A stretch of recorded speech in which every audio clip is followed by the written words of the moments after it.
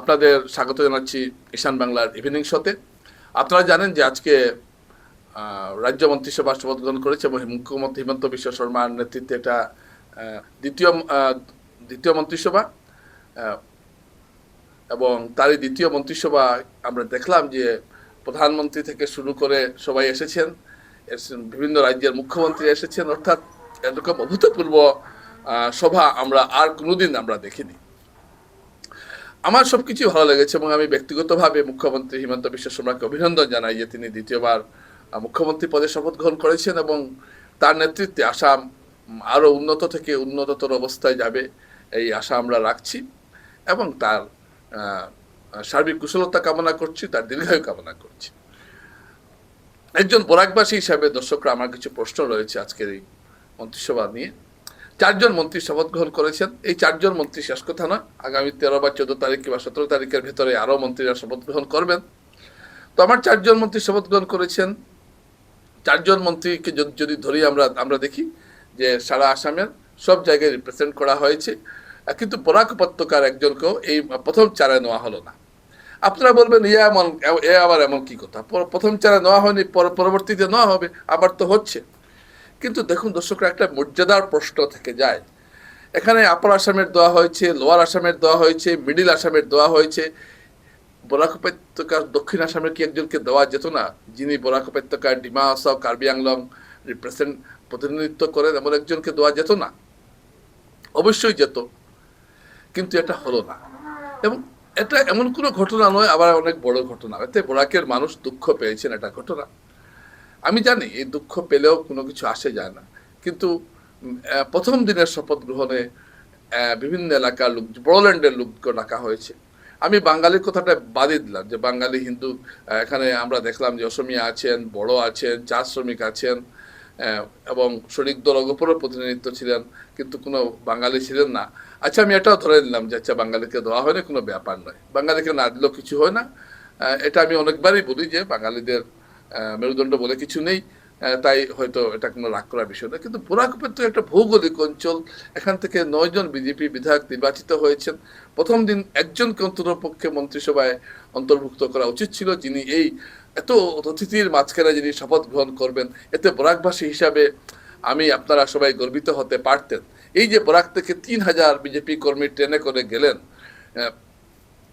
শপথ গ্রহণ দেখতে, তারা তো মনে মনে চাইছিলেন যে তাদের কাউকে যাতে মন্ত্রী করা হয়, বা মন্ত্রী বা তাদের যে তারও কেউ মন্ত্রীর শপথ গ্রহণ করছেন, এই দৃশ্য তারা নিশ্চয়ই আশা করছিলেন। কিন্তু অত্যন্ত দুঃখের বিষয়, এই ধরনের কোনো দৃশ্য আমরা দেখলাম না। এবং এটা কিন্তু আমি কোনো কাউকে দোষারোপ করছি না, কাউকে আমি এখানে প্রশ্ন করছি না। আমি শুধু একটা মানুষের আবেগের কথা বলছি যে বরাক উপত্যকার মানুষ এমনিতেই নিজেদের বঞ্চিত তো অবশ্যই ভাবেনও বঞ্চিত, এবং বঞ্চিত ভাবতে ভাবতে এটা তারা অভ্যস্ত হয়ে গেছেন যে আমরা বঞ্চিত হবই। তো সেই জায়গায় দাঁড়িয়ে আমরা দেখলাম যে আজকে বরাকের কোনো মন্ত্রী এখানে নেই। কিন্তু সব অঞ্চলকে যেখানে প্রতিনিধিত্ব করা হয়, অর্থাৎ দেখুন কি দৃষ্টিতে বরাক উপত্যকাকে দেখা হয়, এটা আমার কাছে বড় আশ্চর্য লাগছে। হয়তো মুখ্যমন্ত্রী পরে বরাক থেকে মন্ত্রী নেবেন, কিন্তু পরে নেওয়া এবং আজকে শপথ বাক্য পাঠ করার মধ্যে অনেক পার্থক্য রয়েছে দর্শকরা। কারণ আজকে এমন একটা অনুষ্ঠান হয়েছে, সেখানে দেশের সব মুখ্যমন্ত্রীরা, মন্ত্রীরা, প্রধানমন্ত্রীরা উপস্থিত ছিলেন। তাদের সামনে যদি বরাক থেকে একজন শপথ বাক্য পাঠ করতেন, তাহলে এটা বরাক উপত্যকার জন্য একটা গর্বের বিষয় হতো, কিন্তু সেটা হয়নি। এবং এটা আমি অত্যন্ত বেদনার সঙ্গে অনুভব করলাম যে এখানে বরাকের একজনও আমি দেখতে পেলাম না। আমি আশা করেছিলাম, কিন্তু যখনই গতকাল প্রথম 4 জনের তালিকা প্রকাশিত হয়েছে, তখনই বোঝা গিয়েছে যে এখানে আর কিছু হবে না। এবং আমার মতে এখানে বিজেপি নেতৃত্বের উচিত ছিল এই জায়গাটা দেখা, যাতে অন্ততপক্ষে একজনকে বরাক থেকে এখানে দেওয়া যায়। আমি জানি যে মন্ত্রিসভা যে গঠন হবে, এবং সেই মন্ত্রিসভায় আমার ধারণা যদি ভুল না হয়, তাহলে শুধুমাত্র একজনই মন্ত্রী থাকবেন। কারণ প্রথম 4-এই যখন বরাক নেই, তো 17তে বরাক কতটুকু থাকবে আমার আন্দাজ করা হয়ে গেছে। এবং এতে যে বরাকের মানুষ ক্ষুব্ধ হবেন, এটা খুব স্বাভাবিক।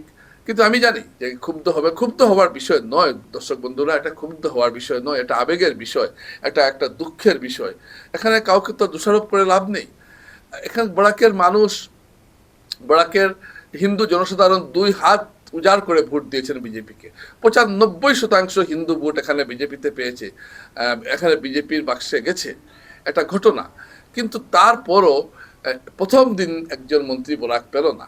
সেই মন্ত্রী কোন জাতিগোষ্ঠীর হবেন সেটা আমার কাছে বড় নয়, তিনি বরাকের হবেন এটা হলো বড় কথা।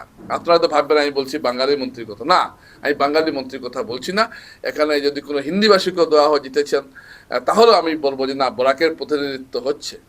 কিন্তু দর্শকরা এটা হলো না, এবং হলো না আমি বলছি কথাটা অনেকের ভেতরে আছে, কিন্তু বলবেন না। আমার যা ভেতরে থাকে আমি সেটা বলে ফেলি, এবং এই কথাটা আপনারা মনে রাখবেন যে জানি এতে কিন্তু কারো কিছু আসে যায় না, কিন্তু এত বড় একটা শপথ গ্রহণ অনুষ্ঠান হলো খানাপাড়াতে, বিশাল আয়োজন, বিশাল সব, সারা দেশের মুখ্যমন্ত্রী এসছেন, আমেরিকার রাষ্ট্রদূত দেখলাম ছিলেন বলে আমি শুনলাম, আমি ঠিক জানি না। তো এত বড় একটা বিশাল সমারোহের মধ্যে যদি বরাকের একজন থাকতেন যিনি শপথ বাক্য পাঠ করতেন, তাহলে বরাকবাসীরা তাদেরকে আরো বেশি গর্বিত মনে করতেন। আজ অনেকেই ভাবছেন আমরা কি আসামের অন্তর্ভুক্ত নই, আমরা কি আসামের কেউ নই, যে আমাদের প্রতিনিধিত্ব নেই আজকে, এটা কিন্তু অনেকে ভাবছেন, হয়তো প্রকাশ্যে বলছেন না। বললে আবার কি হয়ে যায়, না না, এই যে আমি বলছি আমারও কি হবে না হবে আমি জানি না, কিন্তু এসব কথা বলতে হয়, বললাম। অন্তরপক্ষে বরাকের প্রতিনিধিত্ব একটা থাকা প্রয়োজন ছিল, বা বরাক বাদ দিন, দক্ষিণ আসামের একটা প্রতিনিধিত্ব থাকা উচিত ছিল, ডিমা হাসাও থেকেও যদি কাউকে দেওয়া হতো, সেটাও হয়নি। দর্শকরা আমি আমি এটা খুব মানে আমি আবেগের কথাটা বলছি না, কিন্তু এসব বিষয় বোঝা উচিত। এই বরাক উপত্যকা থেকে কিন্তু বিজেপি দলের জন্ম হয়েছে, প্রথম 9 বিধায়ক কিন্তু এই বরাক উপত্যকা থেকেই বিজেপি পেয়েছিল। আজকে প্রথম দিনের মন্ত্রিসভা মুখ্যমন্ত্রী হেমন্ত শর্মা একটা নতুন জায়গায় প্রবেশ করছেন, তিনি জাতীয় নেতা হিসাবে পরিণত হয়েছেন। বিজেপির দলে প্রধানমন্ত্রী নরেন্দ্র মোদী, স্বরাষ্ট্রমন্ত্রী অমিত শাহ, উত্তরপ্রদেশের মুখ্যমন্ত্রী যোগী আদিত্যনাথের পরেই আজ তিনি বিজেপিতে, আজ তার বিজেপিতে তিনি নীতিন গাডকারির মতো নেতাকে টপকিয়ে গেছেন। এটা বিশাল ব্যাপার যে তিনি এত উত্তর পূর্বে একজন নেতা হয়ে তিনি আজকে বিজেপির দলের 4 নম্বর স্থানে আছেন। আগামীতে হয়তো তিনি আরো বড় পদে যেতে পারেন জাতীয় রাজনীতিতে, এটা অনেকেই বলছেন, আমি না। আজকে জাতীয় রাজনীতির আপনি যতটি চ্যানেল খুলবেন, যতটি পোর্টাল খুলবেন, দেখবেন সব বিষয়েই হিমন্ত বিশ্ব শর্মা চর্চা আছেন, কেউ তার পক্ষে কেউ তার বিপক্ষে। এটা হলো একজন সফল রাজনীতিবিদের প্রথম, এটা সফল রাজনীতিবিদের নিদর্শন।